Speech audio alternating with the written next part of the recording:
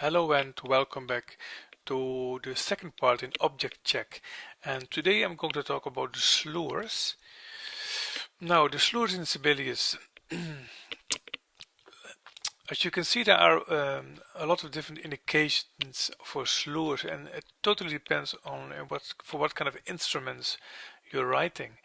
For example, if you write for strings, then a slur indicates bowing, so this would be a bowing if this would be a string part. And in the bowing, you see the bowing up and down, and with every new slur, the bow will go into a different direction. So it means it indicates a bowing in string music.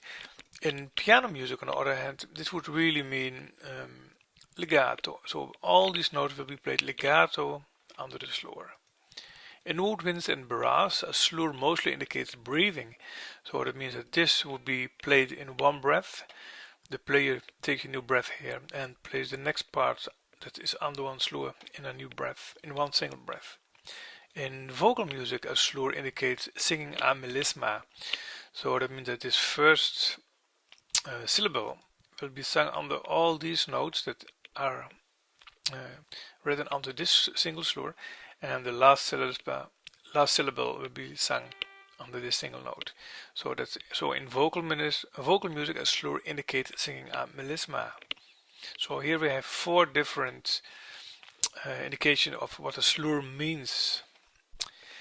Now, if you look closely at the slur and at the tie here, you can see those little squares, and these little squares are called handles and are used to adjust the shape of the slur. If you cannot see them, go to View and select Handles.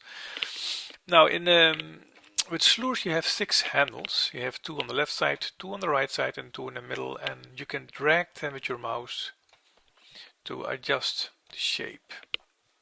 As you can see, you can create really interesting shapes.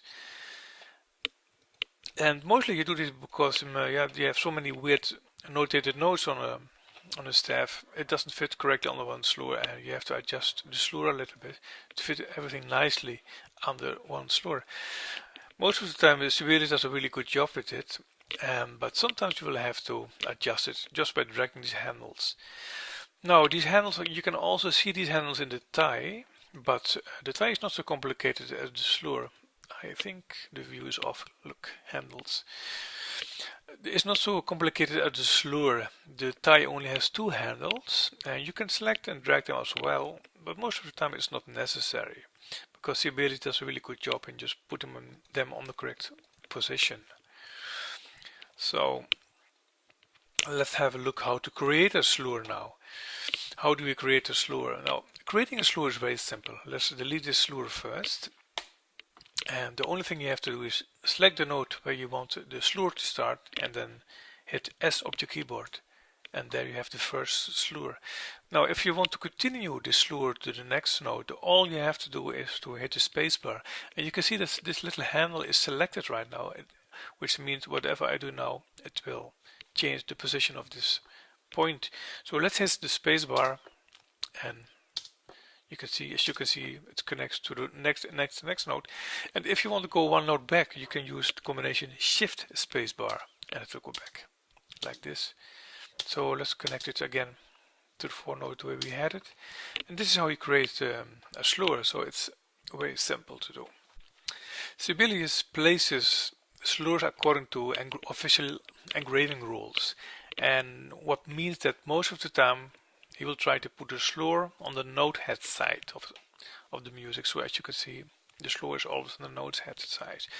And you can of course just adjust it, but this is not how it officially is supposed to be, and it looks a little bit weird as well because we are not used to it.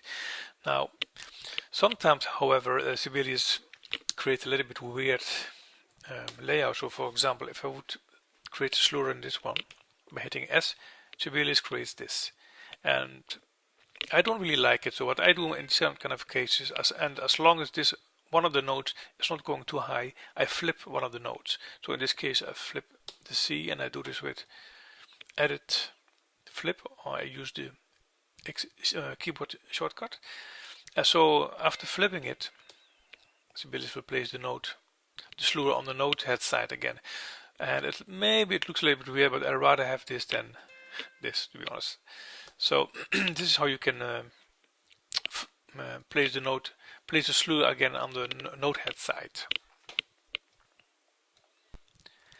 Sometimes you have a passage like here that is a really long passage with a lot of notes, and the slurs, note heads, I mean, are notated in two different directions. So on this part the note heads are directed down, and this part they are up, and in this part they are down again. Now, as a rule, you can take that if you have a passage like this with a lot of notes with different directions, notated notes, always place the slur above the bar, above the notes. You can just see how it looks like this, and it doesn't look good at all. So the rule is always a lot of notes under one slur, notes heads in two different directions, place the slur above the notes. The next way that you can work with slurs is when you have the slur notes that are tied. So in this case you have this passage here that is a C is tied to another C, and at the beginning of the slur, and the last part of the slur ends on a G that is tied to another G. Now what you see here is the correct notation. I will zoom it in a little bit, and this is correct notated. But so many times I see also people who notate it this way, and this is, I'm sorry, and this is completely wrong. So you have a tied C here tied to another C, and the slur starts on the second note, on the second C, and it ends on the first one, while the tie is still continuing to a next G, to the next note. So it really has to end on the last note of a tied note and start on the first note of a tied note. So this is how tied notes correctly are slurred. Let's look at the next possibility for slurs, and that is when you have two voices on a single staff, and when you let it Sibelius do it, I will put it back to the default position of Sibelius, reset position, you get this. So this is called mid-stem connections with slur, and really this is wrong in my eyes. Sibelius by default put the slur on totally at the end of a stem, and the way it should be in my eyes is mid-stem. This looks much better, and you can change the settings in engraving rules for the slur, engraving rules, slurs, and here you can slur near note stem, and that's what we have here, the slur near a note stem. Here you can adjust the slur settings. I'm not going to do this in this tutorial, because I would go a little bit too far when I start to talk about engraving rules and settings, but to create a default position from this to this in Sibelius, so this is vertical distance, you have to adjust slur near note stem vertically, so you have to create another setting here. But I'm not going to do this in this tutorial, as I said, so for now we just correct it by selecting them and dragging them down. So this is how we can do it as well. So, and this is how it should be. This is the correct way. So this is how we correct mid-stem slur connections. Now the next example of using slurs is when you have a single staff with two voices. So we have a shared staff of voices here. And the rule is, the official engraving rule is that every voice gets their own slurs. So in this case it's very obvious. The upper voice has its own slur, and the second voice, the lower voice on the staff, has its own slurs. So that's all you have to know about shared staff voices. Every voice gets their own slur. Next we have the grand staff that is used in keyboard music, so for example piano and organ and celesta. The normal rule would be still also in keyboard music, in grand staff music, that the slur is on the note side, but the problem with grand staff is that sometimes you have so many objects in between the two staffs, and it's at some point impossible to put the slurs inside between the staves. So for example, if you would have a lot of dynamic symbols here, and you would try to put your slur in the middle here, look what's happening with the dynamic slurs. And what if you would have one on the left hand staff as well? Look what's happening. So the only choice you would have here is to drag the staffs apart to create more space, but it's not good for the readability. So what we do actually here is we take away, well actually we would not take away the dynamics, but we would take away the slurs in the middle and we just put them on the outside of the staff instead. So this way we have a really nice layout. It's much clearer to read. So that's how you position the slurs on the outside of the staff.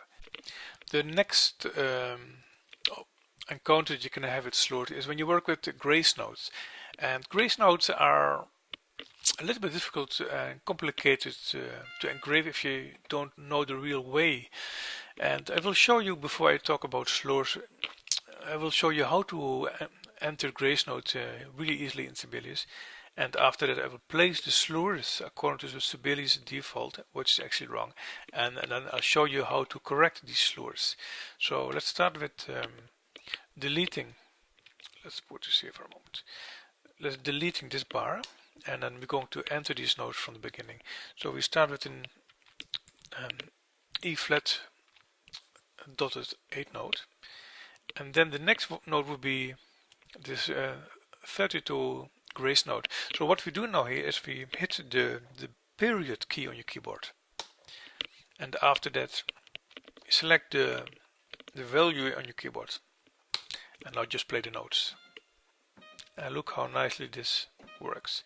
Then the next, because now we need the normal 16 note, normal size, we hit the period again on your keyboard, and Sibelius will switch now to the normal size keys, and the value is a 16, so we choose the 16th on the keyboard, and now we play the F. And look how beautiful this works. And it would have actually been better if you could have seen the keypad in here.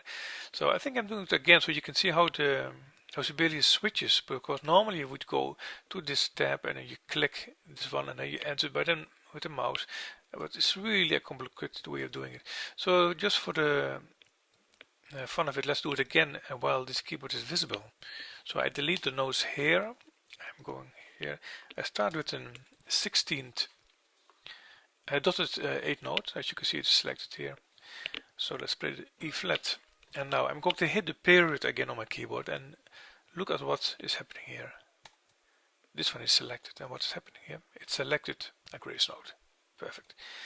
And still the 8th note is selected, but I need 32 notes here, so I'm going to select the 32 note here. And now on my keyboard I'm going to play these 4 notes. And now I hit the period key again on my keyboard, and Sibelius unselected this and went back to a normal size note. And now I need this 16th note here, so I select this one and I play the F on my keyboard. And there you have it, perfect. No more trouble with going to this tab, selecting this and trying to get it on the correct position, because that is how I did it before I realized it can be done in a much easier way. So now we have this. Let's create first this upper slur for the normal notes. That's easy. We just select it and then we hit S on the keyboard, and there we have it. And now I want to have this little slur here also. So we would say, okay, I select the note and hit S on my keyboard, and this is the first problem already that we encounter. But let's go on with the space bar. We keep on hitting the space bar till we reach this note here, because it has to go from there to there. And another problem is that Sibelius places it up on the upper side of the note. So let's flip it first with Edit, Flip or X on your keyboard. And now it is under.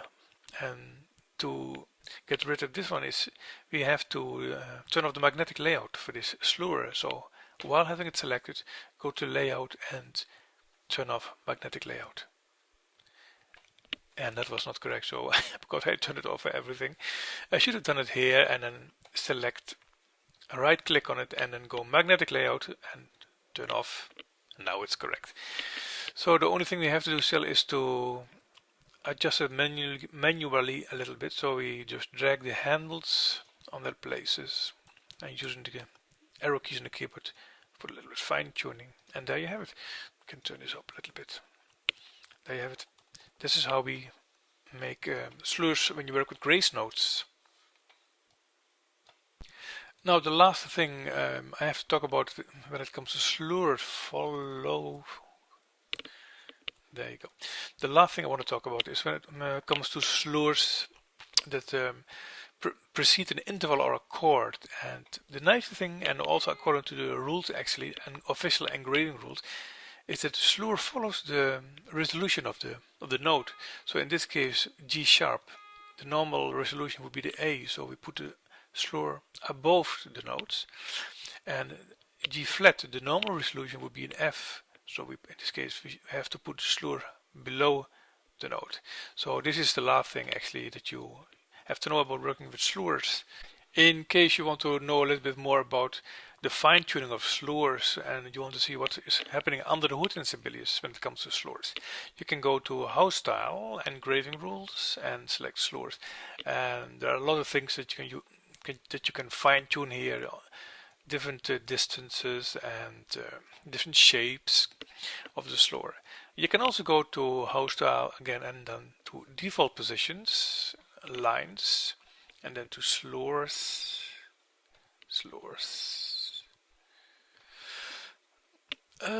Where are my slurs? Here, slurs above and slur below. And you can also adjust here the distances from the slur to the note and to the staff and everything.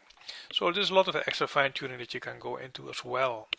So I hope you enjoyed this little slur tutorial, and see you in the next tutorial, the next part of this object check.